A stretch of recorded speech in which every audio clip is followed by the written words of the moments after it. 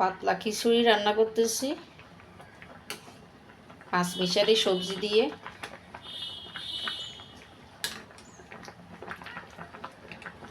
তো সবজিগুলোকে আগে একদম তেলে ভেজে নিলাম একটু, তারপরে খিচুড়িতে দিয়ে দিলাম। আমরা ছোটোবেলায় খিচুড়ি বলতে এই পাতলা খিচুড়িকে জানতাম, খেতাম। আমাদের মারা মাঝে মাঝে আমাদেরকে এইভাবে বিভিন্ন ধরনের তরকারি দিয়ে মাঝে মাঝে এই খিচুড়ি রান্না করে দিত। আর এখনকার ছেলে মেয়ে তো পাতলা খিচুড়ি খেতেই চায় না। ওরা ভুনা খিচুড়ি ছাড়া ওদের কিছুই ভালো লাগে না। খিচুড়ি বলতে ওরা বুঝে যে ভুনা খিচুড়ি করো, আলু ভাজা করো, বেগুন ভাজা করো, ডিম ভাজা করো। আমার কাছে এইভাবে পাঁচমিশালি সবজি দিয়ে পাতলা খিচুড়ি অনেক ভালো লাগে।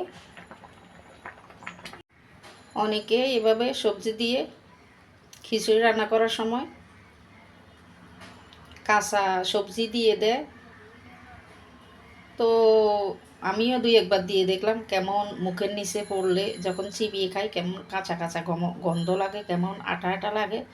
তো সবজিগুলো যদি একটু লবণ হলুদ দিয়ে কষিয়ে দিয়ে দেওয়া যায় অনেক মজা হয় খিচুড়ি। আমি এখন কষিয়েই রান্না করি সবজি।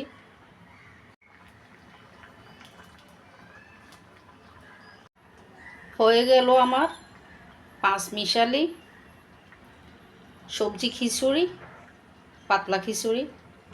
লবণ দেখে নিলাম ঠিক আছে, মজা হয়েছে অনেক, অনেক ভালো লাগলো। খেয়ে দেখলাম একটু। তো আজকে এ পর্যন্তই, সবাই ভালো থাকুন।